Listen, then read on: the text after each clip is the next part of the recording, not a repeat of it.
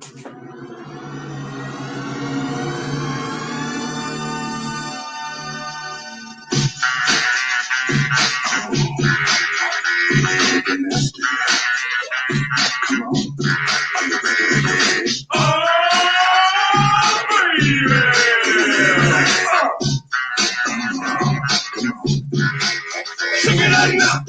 back to the perpendicular mouth. Violating the holes we all about. We're about to show you motherfuckers what we're talking about. So sit back and just relax and pick up the club. Never keeping on the mic, yeah, we do that too. If you got an old show that I thought you knew, realize what brothers say, and we think all I do is sit back and take a brew. What we do, we do. Welcome into the perpendicular mouth. We're back. Violating ear holes, defecating on the MIC. My name is Zach. His name is Realize.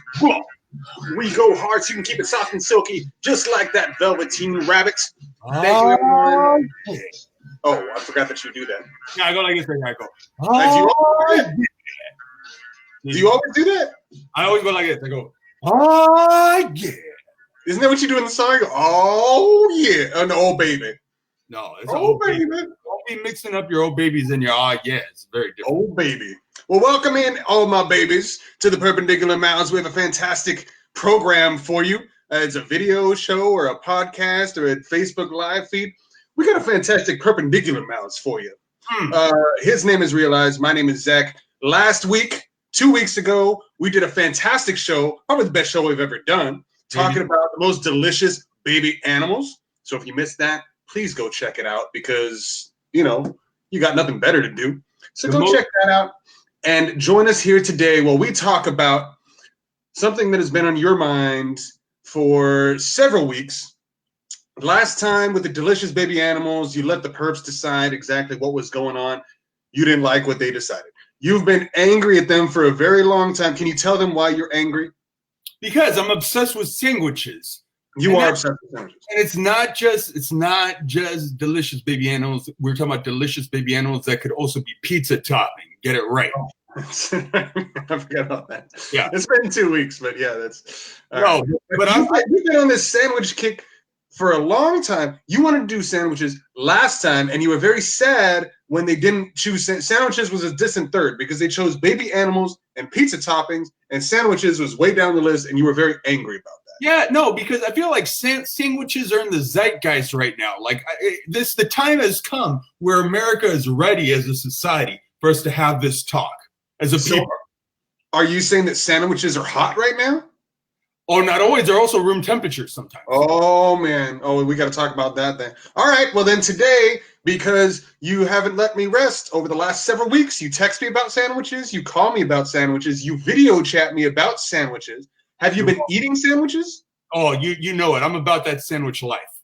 Living that sandwich life. Today, and probably next week, we're going to talk about the greatest sandwich of all time. The greatest sandwiches of all time. But before we get into the actual sandwiches, let's discuss the sandwich in and of itself. What makes a good sandwich, and how do you like your sandwich? Let's start the sandwich with what? Horchata? The sandwich genre? Is that what we're... Oh, I thought you said horchata, like you want horchata on your sandwich. That's nuts. On the side, I would love some though. Oh, okay, all right. Well, let's talk about the best condiments. What kind of condiments belong on a sandwich, and what kind of condiments do not belong on a sandwich? Okay, that's fair. I'll tell you, my first ballot pick for sandwich spread, and this may be controversial, is mayonnaise. I think mayonnaise is the perfect complement to a. Now we're not talking peanut butter and jelly here. Don't be ridiculous. We're not talking about grilled cheese. Don't be a fool. Although some people I heard they actually use mayonnaise to toast their bread. I've heard that. Yeah, that's weird. No, I do butter. I'm a butter on to toast my bread on the grilled cheese guy. But I've heard some people do mayonnaise, and I think I've had some kind of a torta, which actually didn't make the cut. We'll talk about what didn't make the list. But I heard they use mayonnaise to toast the bread for tortas and some other sandwiches. But man, that's my number one. How about you? Mayonnaise. I'm down with mayonnaise. You know what I'm getting into recently? Are aiolis. Aiolis, like garlic aioli. It's basically mayonnaise with stuff in it. Yeah. And so you put all that on, and it you can put some garlic in there. You can have like like different stuff, and it's really good. Yeah. And so except I go to the store and it's like $10 for a little jar. So I'm gonna learn how to make aiolis at home. So I'm a big fan. It's in the same genre of the mayonnaise, but it's an aioli.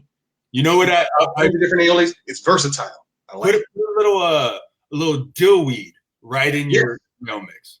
I bought some dill. I'm down with the dill, and I want to make a little dill, little concoction with some dill, some aioli, maybe some ketchup mixed in. Make like a nice sauce for like sandwiches and French fries. You can dip it. That's gonna be good. Now you're just making Thousand Island. It sounds what's going on. No. See, Thousand Island. You want to talk about what's not good? Thousand Island is not good. Does not belong on any sandwich, any burger, anything. Thousand Island. Okay. I think at some point we're going to talk about Reubens, and I think the spread on a Reuben is Thousand Island. It's garbage. I don't care. Oh, all right. It's garbage. Get it out. We don't need Thousand Island. Thousand Island is terrible and doesn't taste good. The only thing worse than Thousand Island is mustard. Yellow mustard is garbage. Yellow mustard is out. You cannot put any yellow mustard on anything. It doesn't belong on this earth. I'm not a big fan. I know people who love the yellow mustard. I don't get it. I like a spicy brown mustard a little bit sometimes. A little flavor change. I like a honey mustard or a Dijonnaise, if you will. Those can all be okay. Use sparingly. You don't like any of that stuff? If you're gonna do a Dijon mustard or brown mustard, something like that, I'm not going to call you a bad human being. But if you put yellow mustard on your sandwiches, on your burgers, on your hot dogs, you're a bad human being. Straight to hell. Yeah. Straight to hell. No, I'm with you. Yeah, I think we don't belong on this earth. All right. Yeah, all right, good. I'm glad. Hey, look, we might be the perpendicular mouse, but sometimes you make sense. I forgot you had the bell. All right. What else belongs on a sandwich? Mayonnaise. What other condiments do you enjoy? It might just mayo, aioli as a version of mayo, but not Miracle Whip. Never Miracle Whip. Interesting. What's your mayonnaise of choice then? I'm a Best Foods guy. Kraft does a job. There's some fancier ones if you go to the high end restaurants like a Sprouts or a Whole Foods or something, but those aren't, it's still just mayo is mayo. Get a decent. Yeah. It's just egg whites and oil blended up together. Yeah, well, but you're a rich white man. You can afford the expensive mayonnaise, right? I get a nice mayonnaise, Yeah, that's what I figure. You look to me. I look at your face right now, and I see a fancy mayonnaise man. That's Yeah. Thank you. Yeah. Thank you for complimenting my family. Yeah. Thank you. But then also mustard, we said, and offshoots of mustard, but not yellow mustard. No. That's it. That's it. That's all you can get. All right, perfect. I think we got it. So let's move on to the accoutrement, the other stuff that sits on the accoutrement. You know what I like? I love pickles. I'm a big fan of pickles. Yeah. Are you a pickle fan? Oh, I'm a pickle man. You're a pickle fan and a pickle man. That's right. What kind of pickles? There's a lot of pickles out there. My favorite pickle is actually a brand called Bubby's. You're asking me about my brands of choice. I have a pickle brand of choice more than a mayonnaise brand of choice, and that's Bubby's. Not to be confused with boobies, sweet titties. Not boobies, Bubby's, your Jewish grandma Bubby. I enjoy boobies. Well, there's no boobies pickles. Okay. If you're eating a booby pickle, then something's gone terribly wrong. But Bubby's pickles, they actually pickle them in sea salt instead of vinegar. So if you're not a vinegar fan, these are the pickles for you. I enjoy vinegar. The vinegar. I like a kosher dill. You know what else I like? Have you ever had the zesty dill? Yeah. It's you put like some chili flakes in there. Oh, that's some good stuff. Yeah, no, that's quality. And you know what? Like I'm down with, if especially like burgers or some like, if you're making a fancy sandwich, some bread and butter pickles, it's like some garlic pickles, something like that, where it's a little fancier, a little more muted. I'm down with that. You're right. In a burger. But you know what? And we'll talk about this when we get into the also ran. A burger, maybe a meat sandwich, but not one of the greatest sandwiches of all time. Not a true sandwich. Let's just say that. But a bread and butter pickle or a garlic pickle, like you said, on a burger, oh, man. Oh, it can work. Hashtag MMDH. I don't know what that means. Well, you're going to have to look on Urban Dictionary because this is a family show. I don't know what that means. Look, if you want... I just figured it out. Yeah, if you... Come on, Zach. Does it have to do... Yep. Hashtag SMDFTB. All right, Zach? SMD. FTB? FTB. From the back. That's right. So I'm just saying, if you want me to... Is that like Embo? Yeah, except you're S'ing MD instead of eating MB. You know what I'm saying? All right. Enough rusty trombone talk. Let's get back to sandwiches. Yeah. All right. I'm just saying. All right, then fine. All right. Sandwiches. So what do you know about a gherkin pickle? Sandwiches. Sangwiches. Sangwich. I like a gherkin.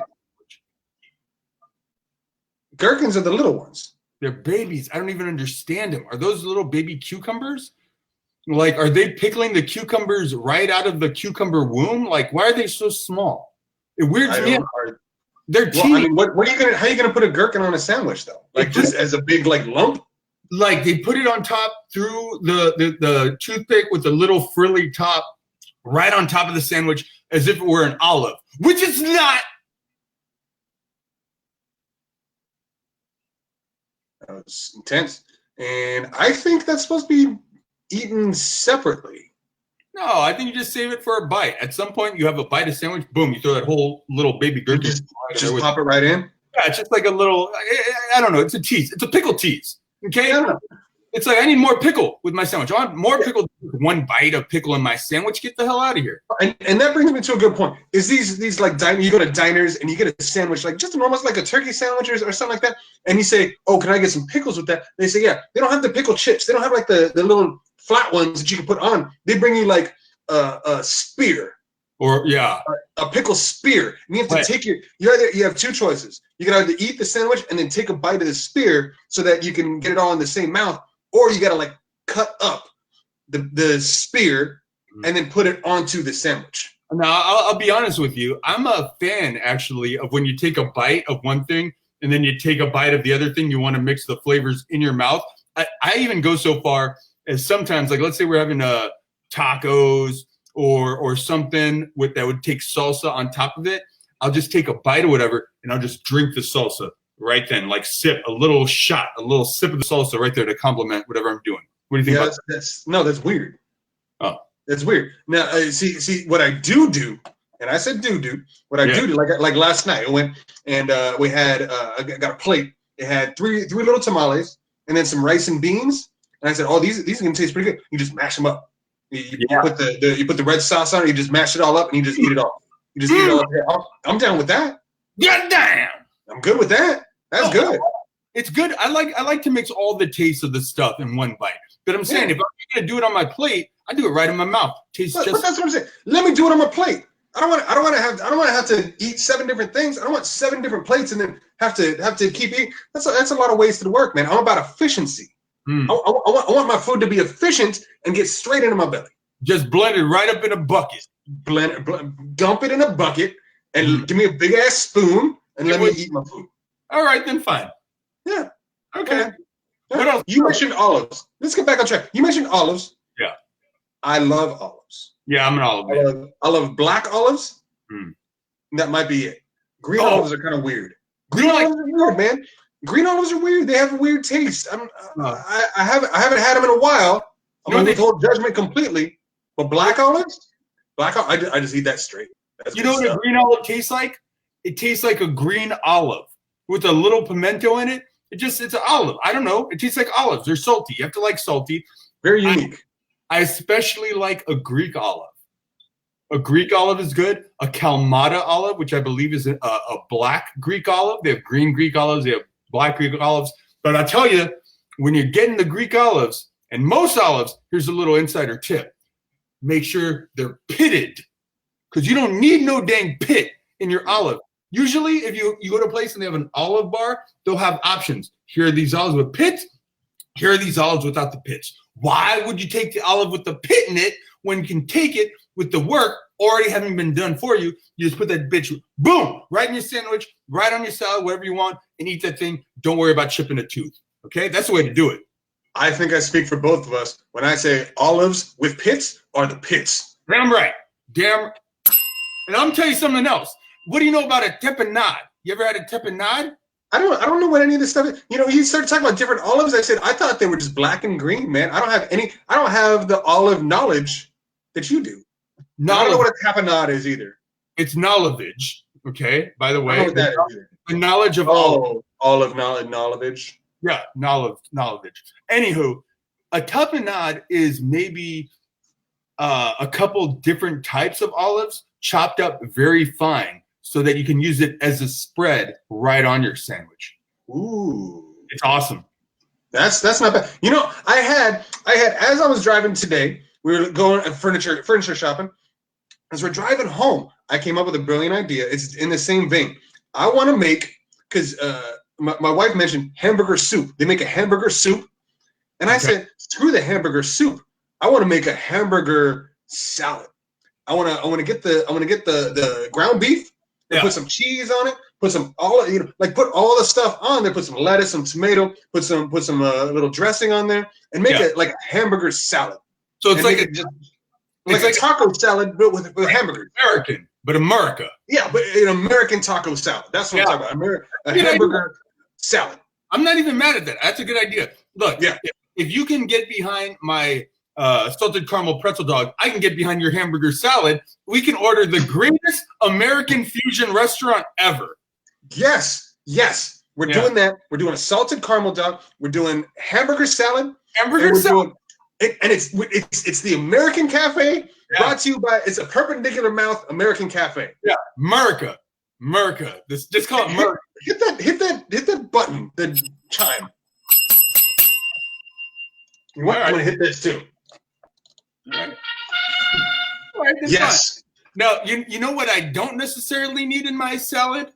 Alfalfa sprouts. You ever had alfalfa sprouts? No. I don't even know what alfalfa sprouts are. I know alfalfa from the Little Rascals, and I've heard of sprouts. Yeah, like like little bean sprouts. Is that what little bean sprouts? No. Bean sprouts are like thick and white, right? Alfalfa sprouts.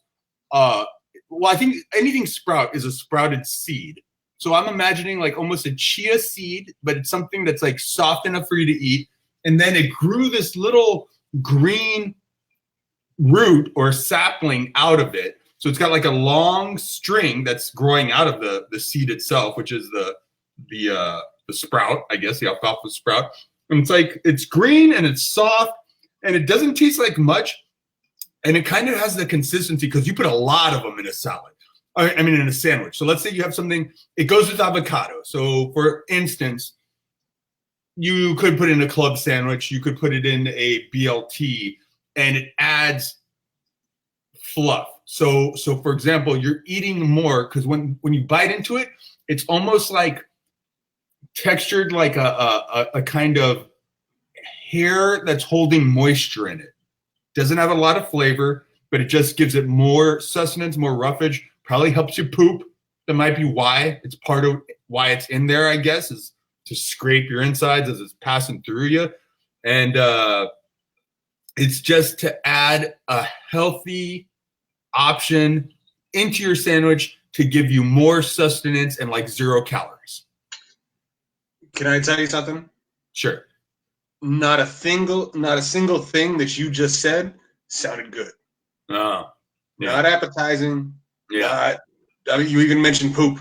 Like it's none of that is good. Hair that holds moisture. That's not something you want to eat. Wet hair is not my idea of a sandwich accoutrement.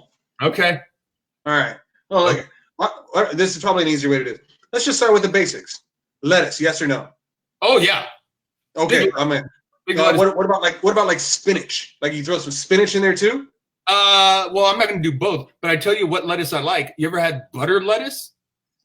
I don't know what that is. It's a softer lettuce. Okay, it might be the best lettuce because iceberg is the go-to, right? Growing up, you just had iceberg is fine. All right, well, iceberg is fine. But I mean, you put like the romaine, you put the bigger leaf lettuce. It's a little better, like the romaine or the something like that. It's good. Like like the best sandwiches have like the nice leafy green. The field green mix, the mix. Yeah, you're right. That's a fancy sandwich. You go to a sandwich place or a restaurant and get a sandwich. They're gonna put that. You're gonna have some radicchio up in your shit. Some random purple leaves. You're gonna have some leaves. You're like, what the hell is this? This looks like it just fell off a tree. All that stuff. No, you're right. You're right. Yeah. So you got to put the good green lettuce. So lettuce, yes. What about kale? You do kale? I say no to kale. Kale is disgusting. I think kale is meant to just be a decorative feature underneath the food you eat at the buffet or salad bar. And then at some point they're like, man, we need to try to trick people into eating this shit because it's too hard. It's bitter. It's not great. Like, I'm anti-kale. I don't want any of that stuff. I'm saying, get it out. Get it out. All right.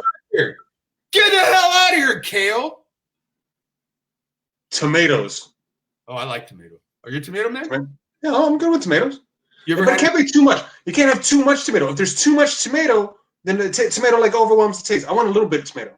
Yeah, and if you do like a beefsteak tomato or something thick, then it gets your bread soggy because it's too juicy. Yeah. Thinly sliced. I'll tell you.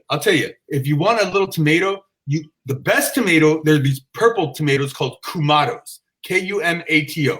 If you can find those, that's the tomato of choice. The kumato. If you can't find those, the second best tomato are yellow tomatoes called. I think they're called Zuma. Z-U-M-A, Zuma tomatoes. Go ahead, Perps. You're welcome. Yep, there you go. And all right, so we got lettuce, we got tomato. We agree on the pickles. We also agree on the olives. We throw some olives on that thing. Now, what else are you gonna put? Like if you go to Subway and you just get like a standard, blank meat sandwich, what are you putting on? What are you putting on that? Well, I think we did most of it. Like I said, like a little greens. I do like spinach on my sandwich at a Subway instead of the lettuce there. Do the spinach. Little olive oil and vinegar. I like that to moisten my vegetables. Pickles, olives. We went through the list. Tomato, onion. I'm an onion man. Onions is that crunchy onion taste. I can't do it. Too much, huh? Yeah, I like a little raw onion in my sandwich. Little onion and then ringlet, red onion ringlet in my sandwich at the Subway. That's it. Now, how do you feel about pepperoncinis or That's what I'm saying. Yeah, they have a lot of stuff. I'm not a pepperoni guy. Yeah. I don't like pepperoncinis. No, they like put them with the pizza, like Papa John says with the pizza. I don't touch them. They stay there. They live there. I don't put pepperoncinis on the pizza on the sandwich. I do like a little avocado. Oh yeah. Sometimes little avocado.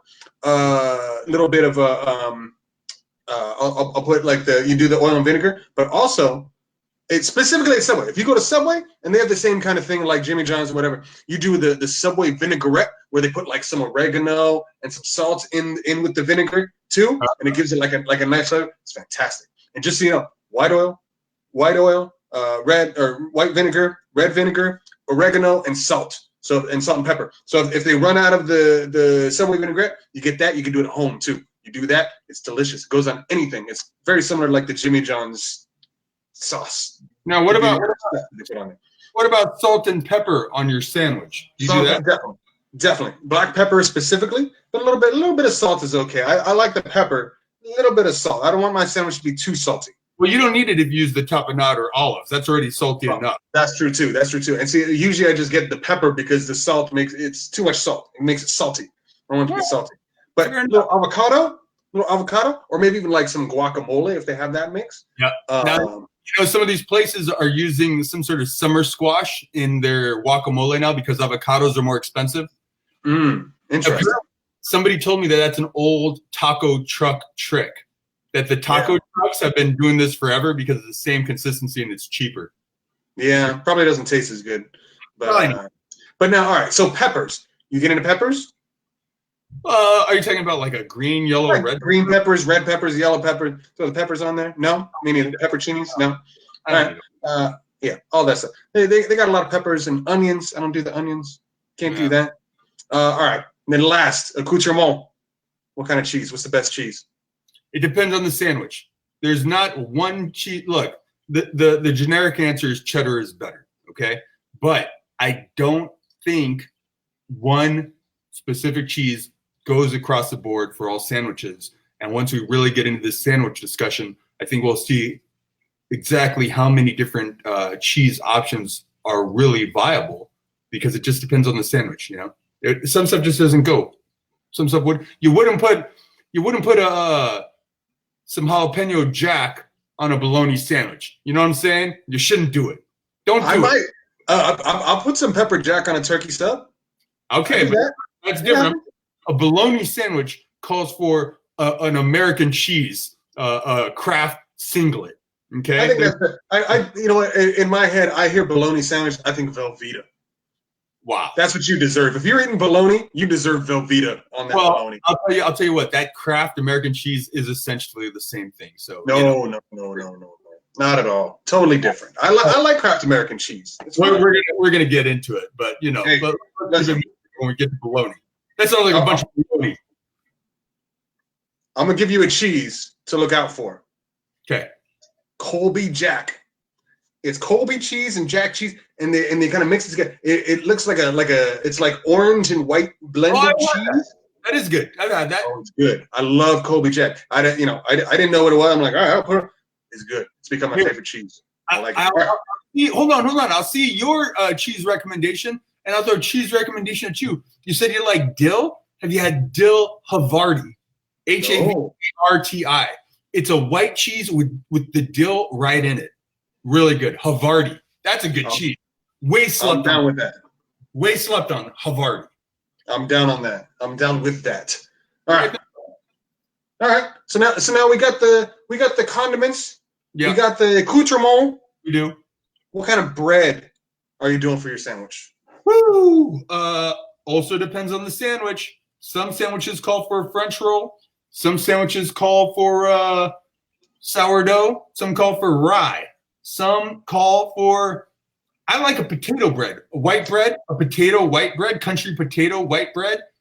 Soft, white, delicious, just like me. What else? What else do you got? I like a ciabatta. I like a ciabatta. I do like the French roll, like the big like the sub roll. I like that. How about straight wheat, like grain, like multi-grain wheat. I like that. I used to, when I was a kid growing up, white bread or nothing. I was a white bread kid in a white bread world. Yeah. And I like the white bread. The whiter the bread, the better. The Wonder Bread, the Sara Lee white bread that was just soft. That's all I could do. That's what they say. They say the whiter the bread, the sweeter the juice. That's right. And so I went from white bread and I had to go on a diet. And they said, hey, I had to lose some weight. And they said, hey, you can't eat that white bread. It's all sugar. I said, all right, let me try some wheat bread. And you know what? I haven't looked back because that wheat bread is good. Yeah. There's also certain occasions for a honey oat bread. You do honey oat bread? Not really, no. It's got a little sweetness to it. It's not bad. It's not bad. Sounds good for peanut butter and jelly. Oh, you know what's a good bread? Hawaiian bread. Oh, the King's Hawaiian. You know what? All right, listen. Now we're gonna Arby's. Yes or no? First and foremost. I like Arby's, but it's garbage. It's hot garbage, but I like it. I've always been anti-Arby's because Arby's growing up was bad. And there's pro Arby's and there's anti-Arby's. I've always been kind of anti-Arby's. I've had a few roast beef with the beef and cheddars, and it's good at first and then it's not, but now they got Bob's Burgers up there promoting their sandwiches. Do you see some of the stuff that they're doing? No. They're doing like a King's Hawaiian roll, Hawaiian bread. So they do like the Hawaiian ham, pineapple kind of thing, and they put it on the King's Hawaiian bread. That sounds delicious. Some pineapple and some ham. Well, I don't know if there's pineapple on it, but it's like a Hawaiian sandwich, like a Hawaiian style sandwich with like the glazed pork or whatever it is, and you put it on the King's Hawaiian. That sounds fantastic. Well, look, I'm just saying for when we open up Murica's, some pineapple and some ham on a Hawaiian roll. could be a Hawaiian sandwich. Oh, I'm down. Man, I'm telling you, there's some good stuff. There's a good episode. Shit. Yeah, I'm down. It's making me hungry. I haven't eaten in a while. Making me hungry. It's I see what you did there. MMDH. That's right. That's right. Yeah. FTB. The what? SMD FTB. You with me? All right, then fine. Moving on with the breads. What other kind of breads are you down with? You get down with any others? I don't know. I like sourdough. What about like an Italian cheese bread? That's good. Yeah, I like all that. I heard the Subway bread. They're putting some sort of yoga mat material right in their yeast or bread that they're shipping out to the Subways to kind of cheapen it so it's not too expensive for them. But I don't know exactly what they're getting from the yoga mats or what. I mean, I'm sure they're not cutting up yoga mat, but it's the same material that is put in these yoga mats to make them spongy, going right in the Subway bread to make it spongy and cheaper. But still delicious. Still delicious. I used to eat at Subway a lot. We talk about Subway a lot. It's not all about Subway, but I used to eat at Subway a lot because when I worked in Santa Monica, right near the beach. Boy, it's all like $25 a plate restaurants and then Subway. And so, like that was pretty much, I just went to Subway. I ate a lot of Subway. And I got to know Subway. And the bread there, not great. Yeah, no. Not good. I don't even think it's the best make your own sandwich or do your, Oh, no. No, not at all. But it's nice that it's everywhere and it's at least somewhat healthy. So, you can go in and do your thug thizzle and get what you need for a relatively cheap price. Subway, eat fresh. Boom. It's good. The last bread I want to talk about. Yeah. Because I think it goes right with our restaurant. You ready for this? Okay. Garlic bread. Oh, important. This is important. I'm talking about garlic. Yeah. Like a French roll with the butter and the garlic, like garlic bread, like you'd eat on a side of spaghetti. Yeah. But instead of doing that, what you do like a nice meatball marinara with the garlic bread. Bro. Yeah, that sounds great. Bro. Yeah. Bro. Yeah. Yeah. All right. I think we got that figured out. Now, all right. So that's a nice hot sandwich. We talked about a lot of accoutrement for cold sandwiches. So do you prefer the hot sandwich or the cold sandwich? Oh, I love a panini. So that's a hot sandwich. The panini press pretty much takes any sandwich and you just flat iron it down into a baked little pocket. Well, and you can make the cold sandwiches hot sandwiches. You can get the turkey sandwich and just press it down or put in the oven, the toaster oven. Toast the bread. You a hot sandwich or cold sandwich? Well, I'm telling you, it really kind of depends because the more I'm thinking about it, when I want a sandwich, like let's say it's lunch, rarely do you have a sandwich for dinner. Sandwich is a lunch food. Can we agree on that for the most part? For the most part, yes. I want something bigger. Yeah. Yeah. So I'm just saying, like, at lunch, I don't necessarily want something that's going to weigh me down super heavy. Like I just had a big brunch now, and I just want to take a nap. I'm fighting through the itis to do this damn vlog with you right now. So maybe for a sandwich, I think I do prefer it room temperature than hot. Now, there's some good hot sandwiches. There's certain sandwiches that need to be hot. You're not going to eat a cold marinara sandwich. You're not going to eat a cold pastrami sandwich. Right. Yeah. Yeah. No, but I think, but I prefer like a cold, like a club or BLT, It just depends on the sandwich. I don't know if I can choose one or the other, but if I have to, I guess I'll go hot because of the specialty sandwiches that can only be served hot. How about that? Okay. All right. Well, then there's only one more question to ask before we get into the greatest sandwiches of all time, and it's very important. All right. It might be the question of our generation. It might be this generation's most important question. Do you refrigerate your peanut butter? Oh, wow. The people need to know, do you refrigerate your peanut butter? I'll tell you, first off, I'm a honey almond butter guy. Oh my God. All right. That's where we start. I'm just going to tell you right now, this is not a good place to start. Okay. You're not off to a good start. You're starting from behind. You're losing the race. I'm a creamy. Are you trying to tell me I'm not relatable?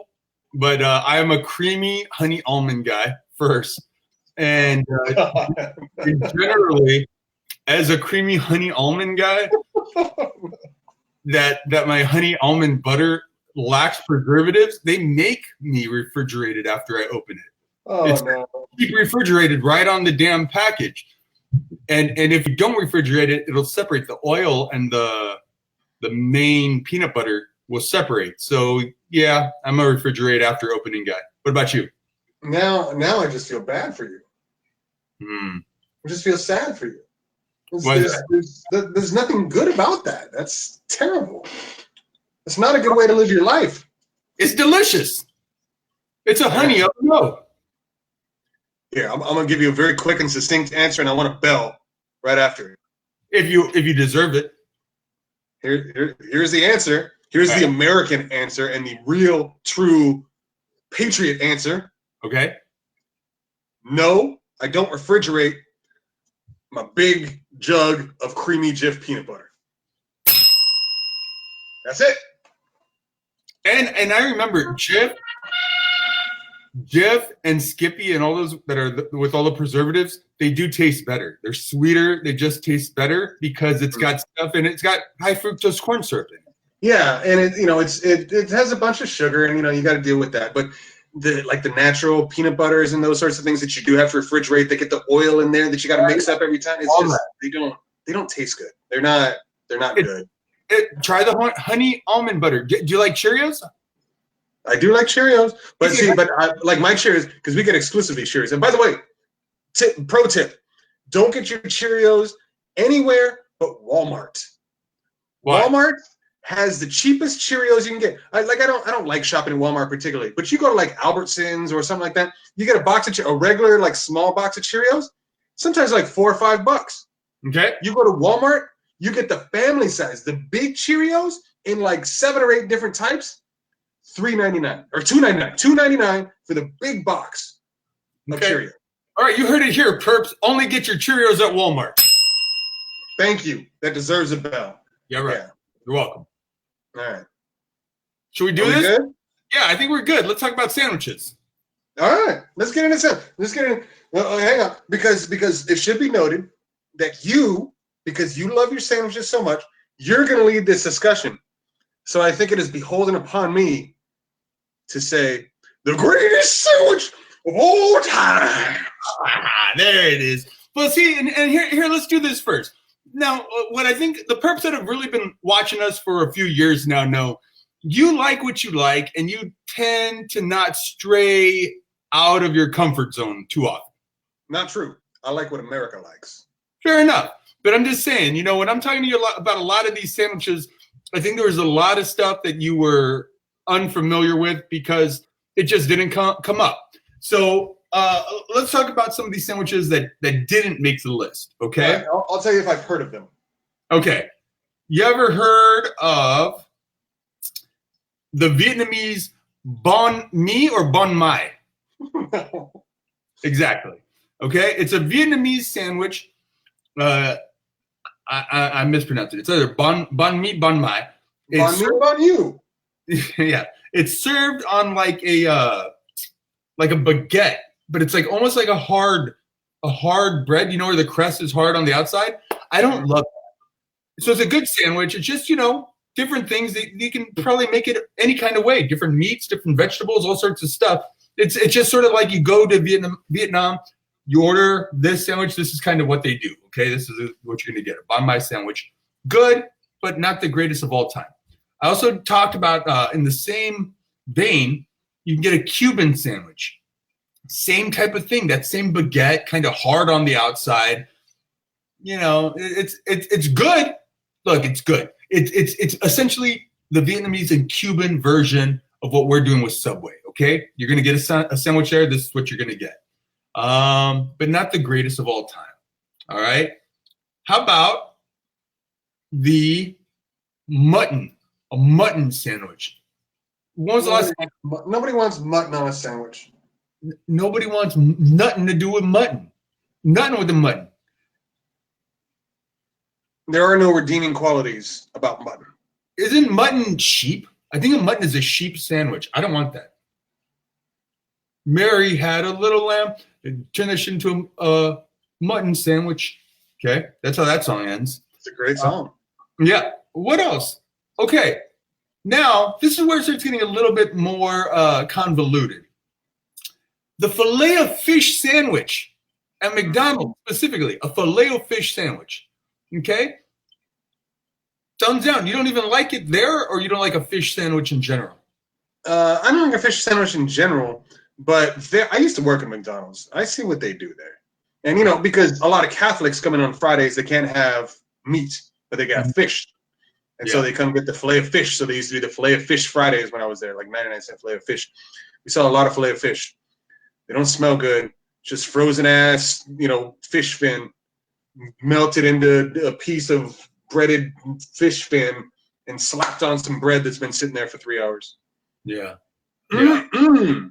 I mean, you could probably make a good fried fish sandwich at home. Essentially, like if you're doing fish and chips, you could throw that on a soft roll, a soft Kaiser roll with some tartar sauce or something. And I just don't see fish as sandwich. Well, it didn't make the list, so we're on the same page. It's not the greatest of all time. Okay, a muffaletta sandwich or muffaletta. You're gonna have to ask our producer, okay? Because a muffaletta sandwich. I don't even know what that like roofie colada. Ask our producer what a muffaletta sandwich is. Alexa, what's a muffaletta sandwich? According to another Amazon customer, a traditional style muffaletta sandwich consists of a muffaletta loaf split horizontally and covered with layers of marinated olive salad, salami, ham, Swiss cheese, provolone, and mortadella. Quarter, half, and full-size muffalettas are sold. Did that answer your question? Yes, thank you. That sounds like feedback. Diarrhea. No, you know what it sounds like? It sounds delicious. No, I want to get down on some muffaletta. You want me to put a muffaletta in the mix? No, you can leave it off because I never heard of it, so clearly it's not one of the greatest, but it sounds delicious. I think it's in New Orleans. Look, when we go to New Orleans, we got to order some muffaletta sandwiches. Well, when you go to New Orleans, you're not coming? I don't know. We'll see. Oh, you bastard. The leader in the clubhouse is no. Boo. Okay. I mean, not that it goes to the podcast, but we are going to see the Pelicans play the Knicks when we're out there. So, yeah. Boy, it's an NBA Finals preview. You're the worst. Okay. You know what else didn't make the list? Cheeseburger. Because here's the question. Is a cheeseburger a meat sandwich? A hamburger sandwich, yes. Not a hamburger sandwich. Is it just sandwich? A ground beef sandwich? Like a patty melt. How about a patty melt? Is a patty melt a sandwich? Yes. Is a patty melt one of the greatest sandwiches of all time? Maybe. It might be, huh? All right. I'm adding that into the... But you know what? You already put it on the list. And, it's whatever. But yes, a hamburger might be the greatest sandwich of all time. A cheeseburger. I love cheeseburgers. Listen, I am a fan of cheeseburgers. I've always said that if I can't eat cheeseburgers, then what's the point? So if I ever get to a point in my life where my doctor says, hey, bro, you got to lay off the cheeseburgers you can't have anymore, I'm going to be like, all right, then I'm out. That's it. Plug. Hey, you got to lower your computer screen a little bit. I'm staring at the top of your head. There you go. That's funny.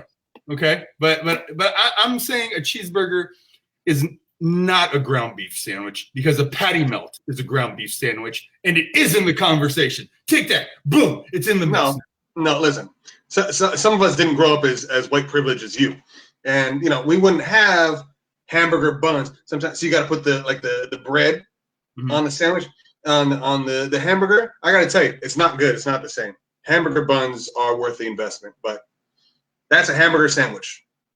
No, because you made the point before that hamburger goes on hamburger buns and no other sandwich. Other sandwiches just go on bread. So because it does go on hamburger bun, it's a hamburger and it's not.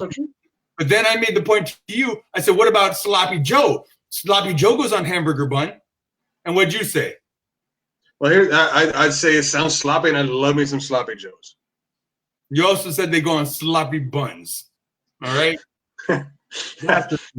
I'm very funny. No. They go on sloppy buns. You're my sloppy buns. All right. Okay. I vaguely remember that now. Well, listen. If you want to say that a hamburger is not a sandwich, even though hamburger sandwich is a sandwich, but that's a big debate. That's an hour in and of itself. So if you want to say that hamburger is not a sandwich because it goes on a hamburger bun along with Sloppy Joes, then I would say that's okay. Let's leave the cheeseburger off. Let's put it in its own category. Right. That's a like a hot dog. It's the same thing with a hot dog. Is a hot dog a sandwich? Is a hot dog sandwich? Out of this app. That's not today's show. Okay. But that means you got to put patty melt in. Patty melt in. You're right. You got to put the patty melt in. I'm with you. As soon as we talked it out, it took 30 seconds. I was like, you're right. We got to put the damn patty melt in there. So it's in there now. I also had one of the perps had written in cheesesteak with whiz. That was not part of the original conversation, but fuck it, man. We listen to the perps. That's why. If you watch this show live and you write in as we talk, you will be part of the show. So cheesesteak with whiz now in the debate as well. Now, is that like a Philly cheesesteak sandwich with cheese whiz? Yeah, that's what they're talking about. Right on it. I'm a fan of cheese whiz. Mm-hmm. That's all I want to say. I like cheese whiz. Okay, fine. So we'll just wait until it gets there. And because it is a two-parter, for anyone watching our show today, if you don't hear one of your favorite sandwiches come up, go ahead and leave us a comment, and more than likely we'll get to it on part 2 when we conclude this discussion, this very important discussion on sandwiches. And rest assured that I will not read your comments. That's right. And now I just want to do one more. Let me just make sure. I know I have one more sandwich that didn't make the cut, but I thought was worth an honorable mention, and that's the chicken cordon bleu. You ever had a chicken cordon bleu? Do I look like the kind of man that has eaten a chicken cordon bleu sandwich? You know what it is? No. It sounds like chicken with some cordon bleu. Ask the producer. You would love it. Ask the producer. It's probably some cheese. It's French. Yeah. All right. Alexa, what's on a chicken cordon bleu sandwich? Okay. For chicken cordon bleu sandwich, I recommend the top recipe called chicken cordon bleu sandwich, which takes 45 minutes to make.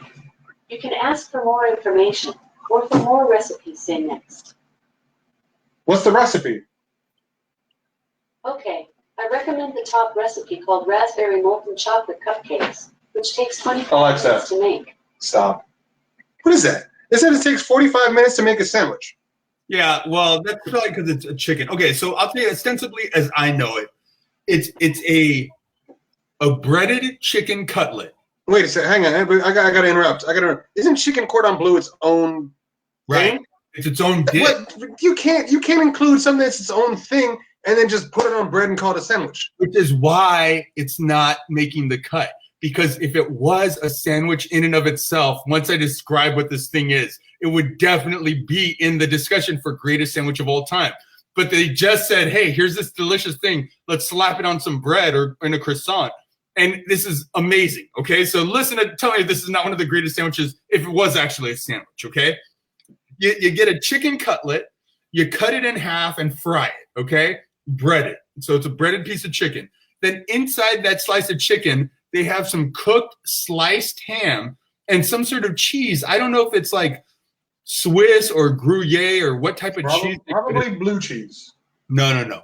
It's not blue cheese. It's like Swiss or Gruyere. It's some white creamy cheese right in the cutlet with the ham. So it's a ham and cheese sandwich stuffed in a fried breaded chicken cutlet, and then you eat that on a croissant or something. Like, it's delicious. It's amazing. But it's not really a sandwich. And they put some sauce on it. I don't know if it's like a hollandaise sauce or what the sauce is that goes on the cordon bleu. But I'm just saying it's good on its own. They put on some bread, tried calling it a sandwich, like a ciabatta or something. I'm sure it'd be amazing. But it's not truly a sandwich. Didn't make the cut. Okay, that's it. You ready to get into this? I suppose so. All right, then fine. Well, we're doing great on time. I think we're only about an hour in, and we're just starting to get to the list. So I think we're good. Are we about an hour? Should we go ahead and call the show right now? No. Go ahead. Go ahead. All right. So for the plan, who's watching anyway? they come in and out. I never know the names until I look back on it. But for the playing round, I want to do the battle of the salad. And I'm not talking about salad that goes on the side of a sandwich. I'm talking about tuna versus chicken versus egg salad. The three primary salad varietals for sandwiches. Okay? I have an answer. Yeah. None of the above. Well, I think it's fair to say egg salad is very niche.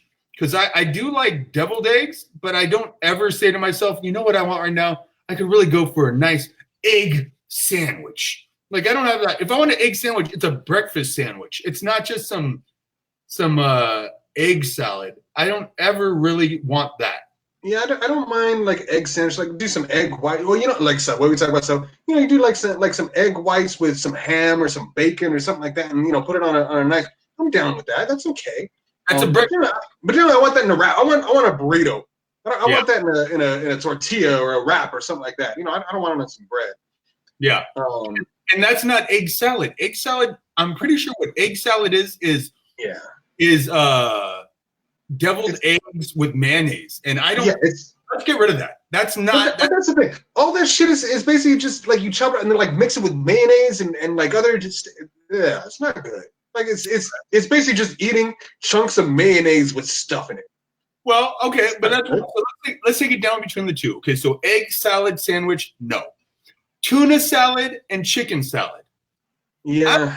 I'm more of a tuna salad guy, but a chicken salad, when done properly, is good because it's not the same. Where the mistake happens is when people are like, oh, I'm going to make a chicken salad, and they're doing the exact same thing they'll do with the tuna salad. That's wrong. Chicken salad should taste different. It should be on your list, do you have like tuna by itself and chicken by itself? No. Now, I do know, okay, full disclosure, we will end up discussing like I think a roast chicken sandwich or something like that. But like chicken probably belongs on the what do they call it? Like the Chick-fil-A, like that kind of chicken sandwich. That's probably where chicken belongs. Oh, but I would say, even though I'm not specifically a fan of the tuna, I would say that tuna belongs on the list because I know a lot of people love tuna.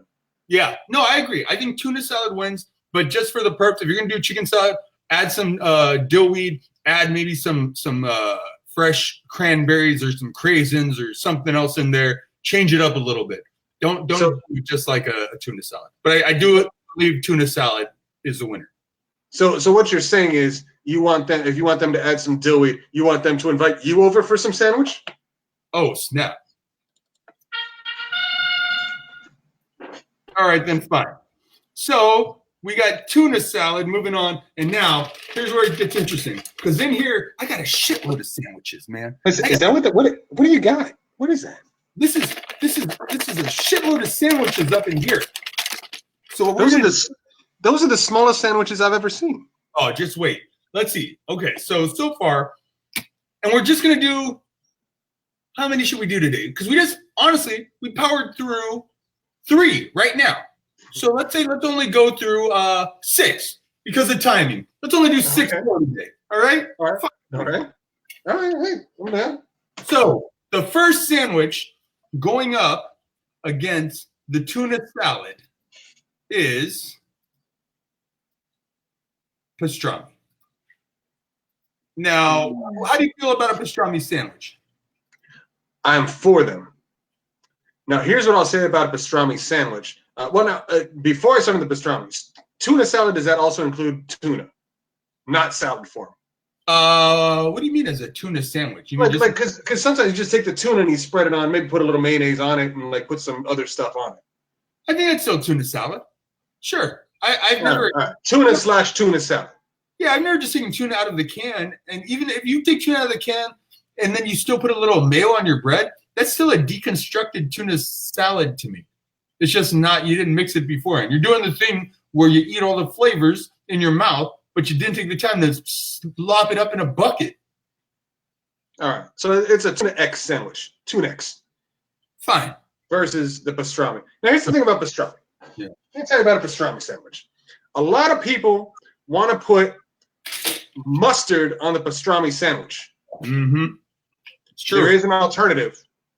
Wow. And for me, that's not a mustard guy. There is an alternative. That's where you put like the au jus on the pastrami. Put the au jus on the pastrami. Maybe a little more. Some people put cheese on it. It's all right. But you know what needs to be on a pastrami sandwich? Whether you do mustard or au jus. Pickle. Gotta load that bitch up with some pickles. Pickle. In fact, a pastrami sandwich, and not just that, I'd go even a step further. I'd say you need to have it on a nice rye. I think a pastrami sandwich goes on rye bread. Are you not a rye? You're not a rye. Oh, no, it's fine. It's fine. I'm not going to get too picky with the breads, but I mean, you could put it on any kind of bread. You'd be all right. No, I'm going to say I disagree. I think a pastrami has to be stacked a mile high. It's got to be stacked so big that I can barely fit it in my mouth, that I'm struggling to open my mouth wide enough to take a bite of this meat tower. Pastrami just loaded up with pickles in there and rye bread. I'm saying it's a rye thing. A little bit crispy. You got to toast the bread before you put on the sandwich. And then I disagree with you. I think the meat has to be juicy, so it has to have already been soaking in whatever au jus, natural juices it already has. But I say that this is the one exception where mustard is called for. I think the mustard accentuates the taste of the pastrami. Doesn't have to be yellow. I'm not a yellow guy. Oh no yellow mustard. It's got to be. Nobody puts yellow. If you're putting yellow mustard on your pastrami sandwich, you get the hell out of here. Get the hell out of here. You be gone. You go now. Go. But I do think some brown mustard accentuates the pastrami. No cheese on a pastrami sandwich. No cheese on the pastrami. I've heard of people putting cheese on the pastrami. I'm not a fan. It's weird. Mitch Hedberg has a great take on the pastrami sandwich. He says you take the pastrami. He says you go, like, especially in New York, you get the pastrami. Basically, you get half of a cow with 2 little crackers on each side. Yeah. So he says when he orders pastrami, he says, "Yeah, can I get a pastrami sandwich, a loaf of bread, and many other people?" Mm-hmm. So that way he can share the pastrami. Yeah. And he says, "What kind of bread do you want?" He's like, "I want rye." He says, "No, banana bread." He says, "What kind of cheese?" And he says, "Cottage." He says, "Get the fuck out! I'm not gonna make you a pastrami, banana bread, and cottage cheese sandwich." Yeah, that sounds Lose my license. But they're right though. You do almost need a whole loaf of bread with your pastrami sandwich because there is so much meat if they do it right. Mm-hmm. But it's great. It's great. I love a pastrami sandwich. In fact, I'm saying a pastrami sandwich is better than a tuna salad sandwich. Listen, it is hard to beat a good pastrami sandwich, my way. Because have you ever been to the Hat in Southern California? If you've been in Southern California, you go to the Hat, you eat that pastrami sandwich. There's a lot of good other ones. I think what's the deli? The deli in LA have a really good pastrami sandwich. Langer's Deli. Langer's, that is the one. Langer's Deli is a very good sandwich. Yeah, it's pastrami sandwich and it's not even close. Okay, so let's see what we got up in here next. All right. Oh man, I'm telling you, I knew this was going to be a good show because there's a lot of debate to be had because there are so many good sandwiches. I love a sandwich. I'm a sandwich man. I'll say it. I don't care. Oh, I know. So coming up next, against that delicious hot pastrami sandwich, and it's got to be hot. Don't give me a cold pastrami sandwich like an animal. Next, the pastrami sandwich versus the meatball sub. Okay? A meatball sub, a little marinara sauce right in there, some mozzarella cheese right up in there, maybe some oregano across it. That's good stuff, man. That's good eats. Little Parmesan. And as we already discussed, you put that bitch on some garlic bread. Kick it right up a notch. Boom! Right up a notch. Mm-hmm. You know? MMPH. I love a meatball sub. Yeah. I'm a big fan of the meatball sub. Yep. I'm not sure what else I can say. No, those are two real winners. Both hot sandwiches. The pastrami and the meatball. They gotta be hot. You're gonna have a cold meatball sub. You're gonna have a cold pastrami sandwich. I'll tell you. Okay, I'm leaning one way. I'm leaning a meatball sub, and I'll tell you why. The pastrami sandwich, like we talked about, because it has to be piled up so high, it's hard to eat. And not just that, I have braces. Okay, 2 more months, my mouth is in mouth jail. Pastrami is a daunting task because those little like the fat stringlets, those still get all between your teeth and all that. Pastrami is a mess. You need a toothpick if you have a pastrami sandwich. Not always the case with a meatball sub. Meatball sub, you can probably just rinse your mouth clean. You do, and with the pastrami, it doesn't need to be stacked mile high. It should be, but it doesn't need to be. Wow. But I am also leaning towards the meatball just because meatball marinara. You put some black olives on that, load it up with black olives too. Mm-hmm. That's what I'm talking about. That's the business. And so I think we're in agreement on the meatball marinara. Meatball marinara is moving on with some cheese. Some you can do a little provolone too if you don't like the mozzarella. Oh yeah.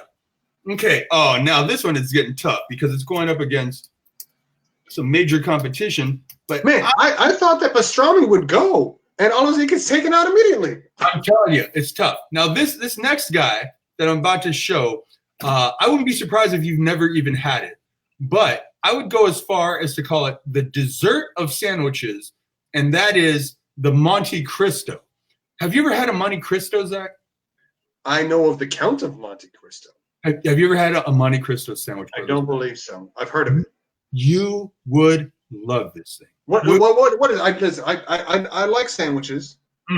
Give me the breakdown. What's a Monte Cristo? No, well, ask our producer first. Okay, our producer don't give a shit as far as what's on. I'm gonna ask our knowledgeable producer. Oh, all right. What's on a Monte Cristo sandwich? According to Wikipedia, a Monte Cristo is a fried ham and cheese sandwich, a variation of the French croque monsieur. In the 1930s to 1960s, American cookbooks had recipes for this sandwich under such names as French sandwich, toasted ham sandwich, and French toasted cheese sandwich. Swiss cheese is typically used.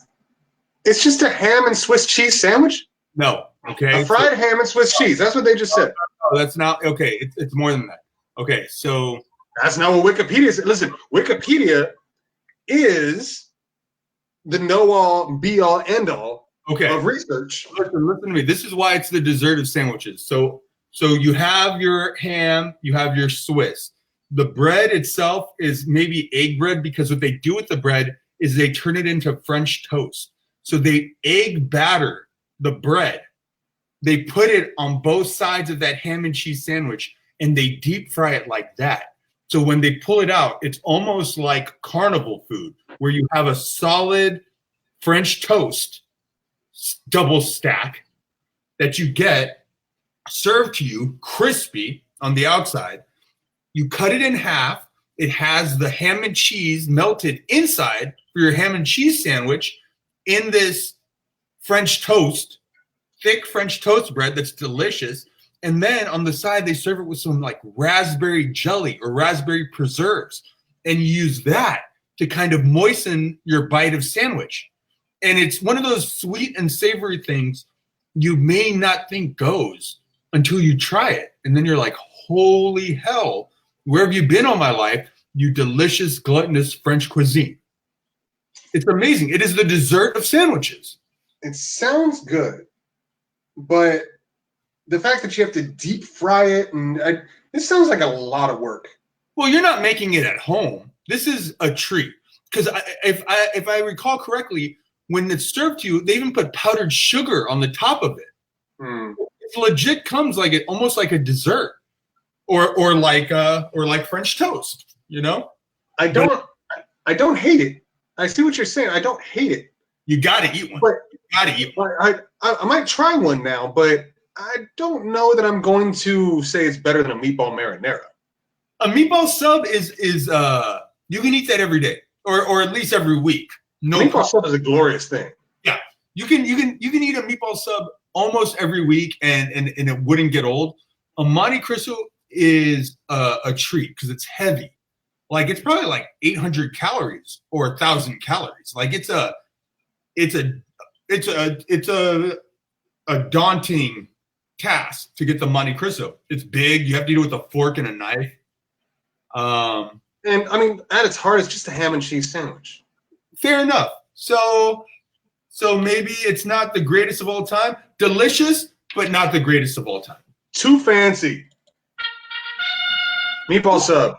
All right, fine. Too fancy. Monte Cristo. Sorry about that. And let's see. What are we at time-wise now?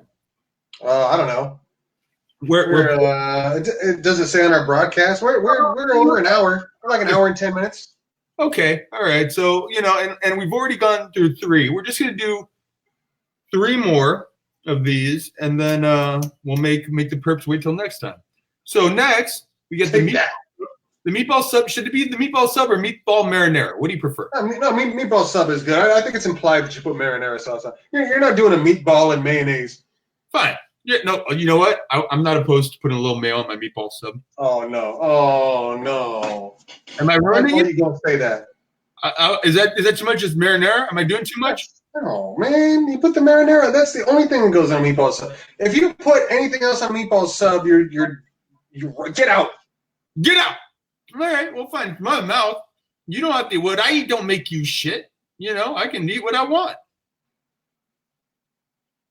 Think about that. No.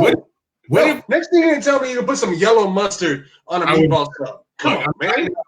But we've moved on. We're at meatball subs versus turkey sandwiches. A turkey sandwich. This is a mega battle. This is a mega bowl of sandwich discussions. Yep. I think when it comes down to when we're talking about hot or room temperature, this is a big part of it too. Because when we're lunch meats now. Yeah.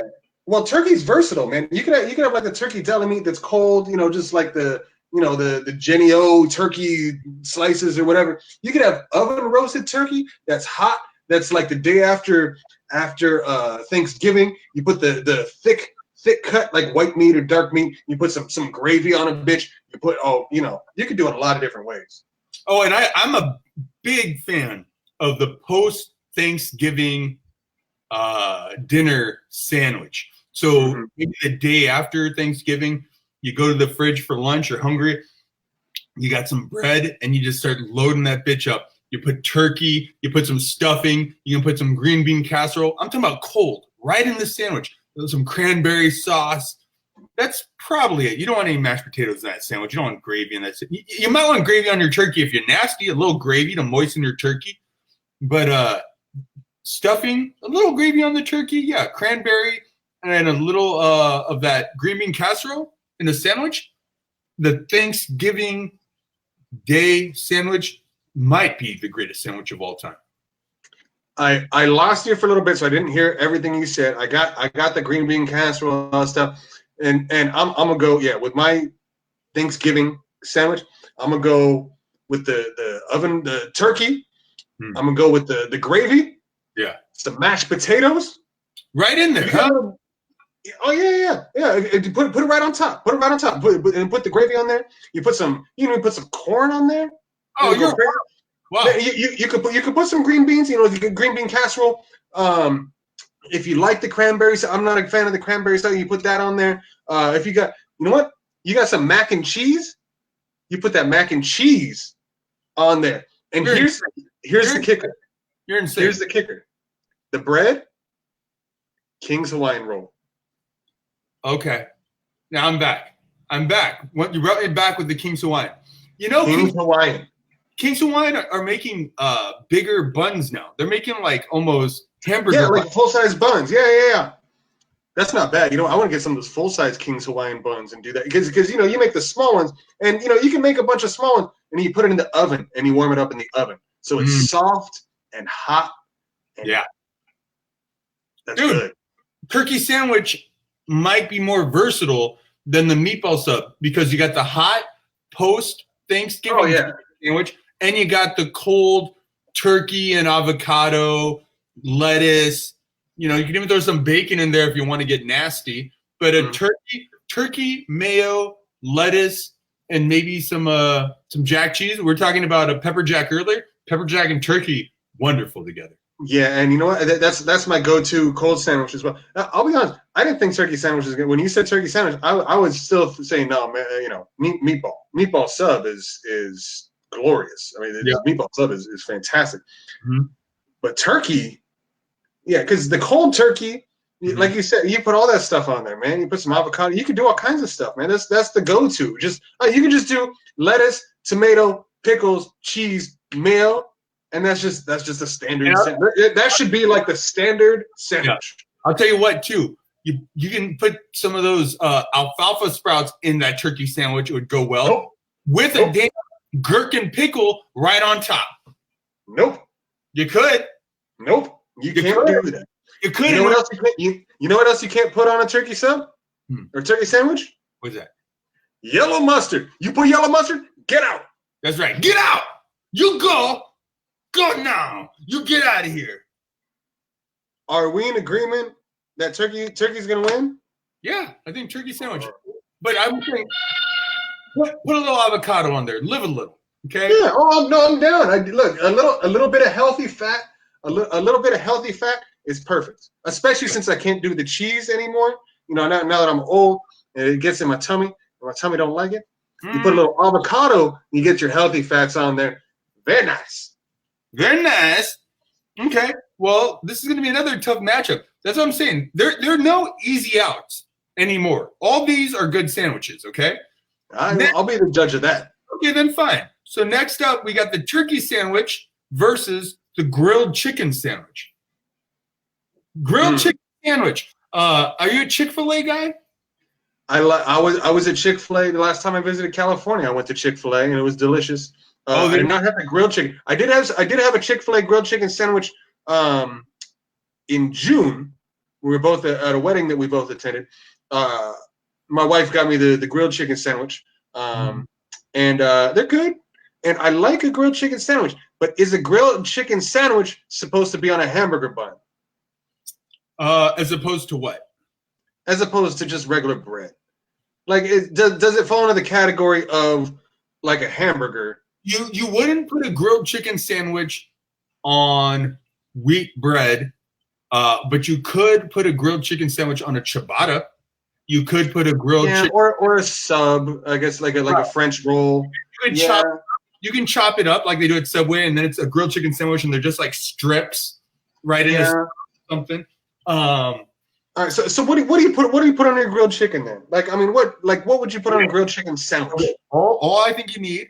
And I'm going off of Chick-fil-A. I know Wendy's does a good one too, I think, but it's expensive. The one that I like at Chick-fil-A is chicken. I don't like lettuce in my sandwich. Okay, I said it. I usually forego the lettuce unless I'm going to do. You said before you were down with lettuce. I'm not anti-lettuce, but I forego it sometimes. Like in a chicken sandwich, I might not want it. All I generally want, I want mayo. That's what's going to moisturize it. I want a slice of tomato or two.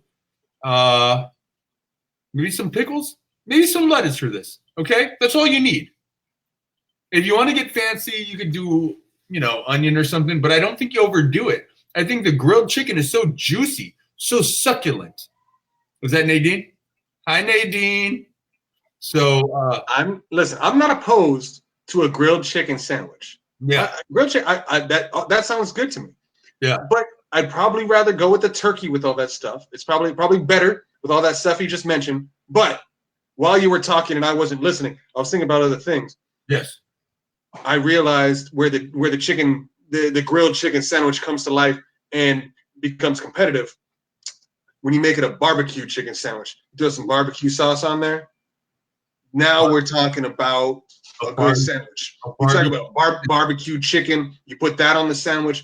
You put obviously some pickles. Load it up with some pickles. You put some coleslaw. You put some coleslaw on it. We haven't even talked about coleslaw. You put just a little bit of slaw. Yeah.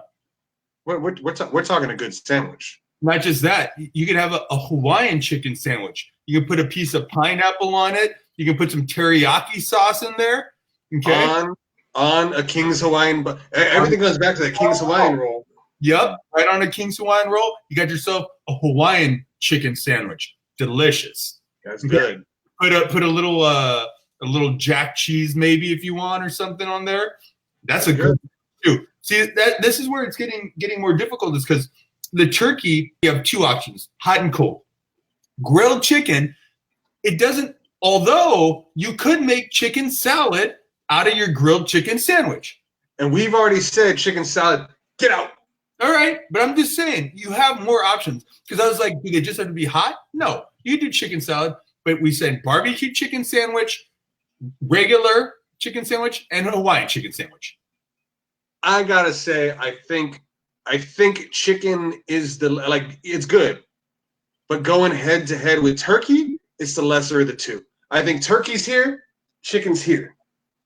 On this, turkey's just better and more versatile on a sandwich. On the sandwich scale, because if we're just going food, then maybe chicken has the edge over turkey. It's just like food stuff we can make.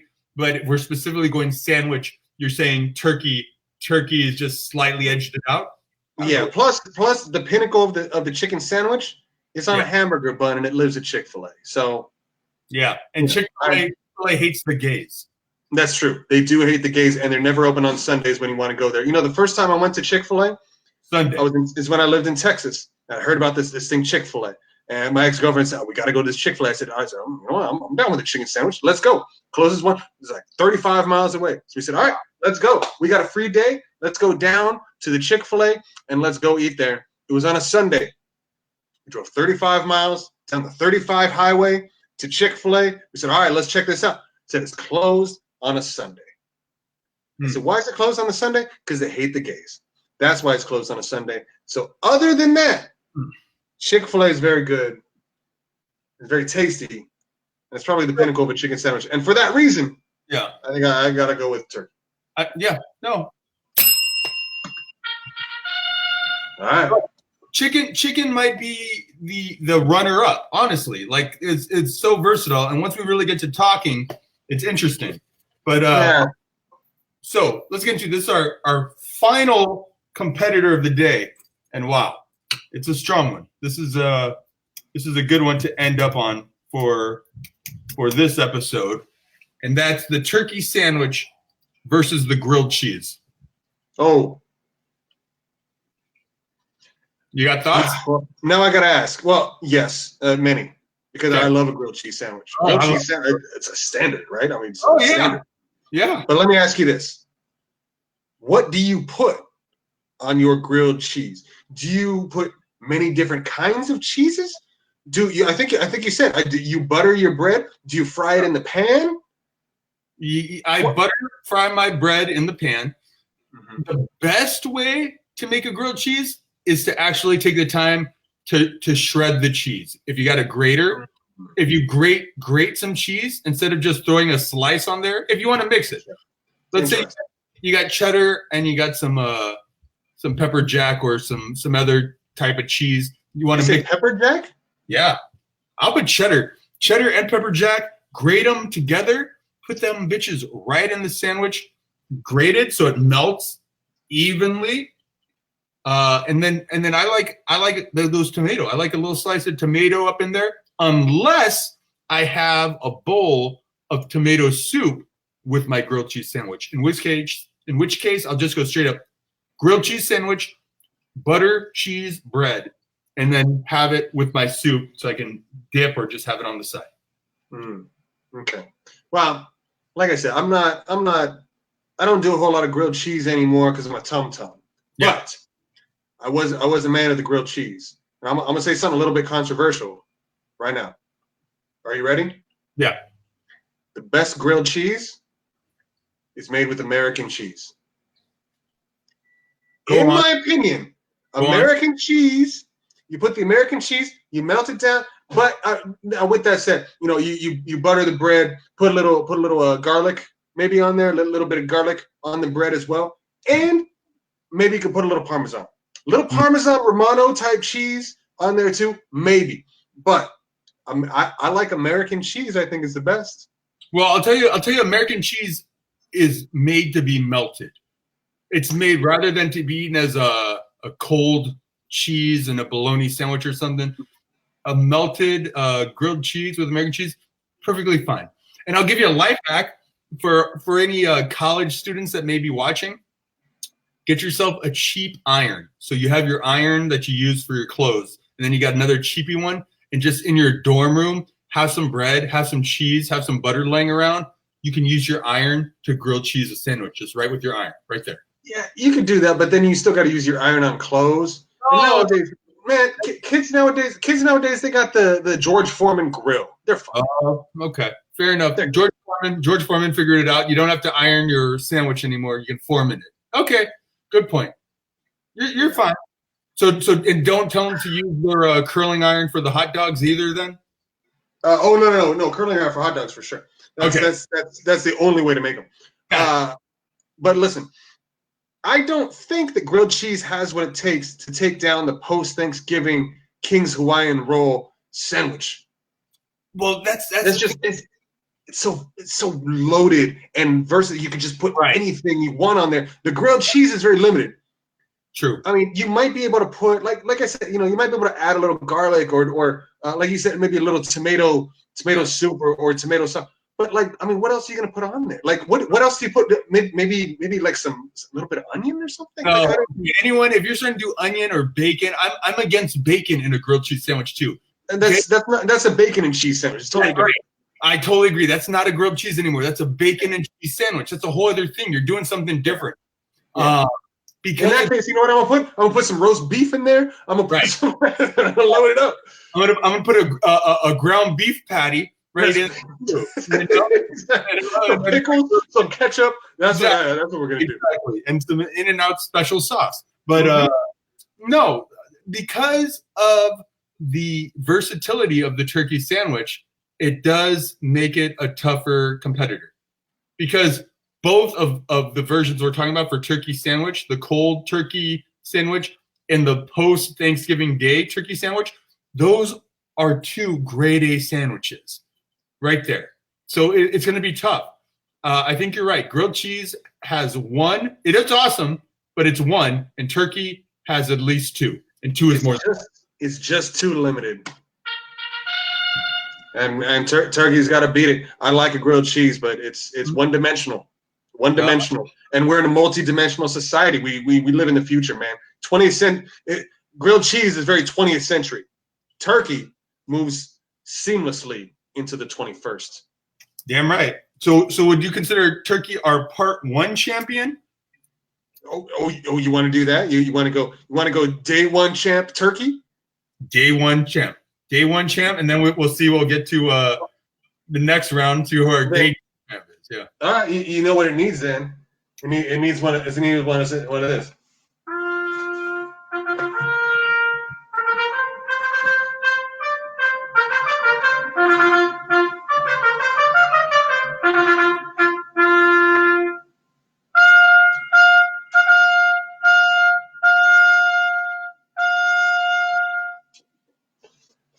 That's for turkey.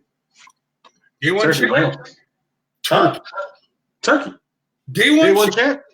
Day one champ, baby. Post-Thanksgiving turkey is the special champ. Yeah. Special champion. Well, that'll do it. I want a turkey sandwich. I'm gonna go eat a turkey sandwich now. It was good. Look, this ran long, but there's a lot of important subject matter to be discussed. That's true.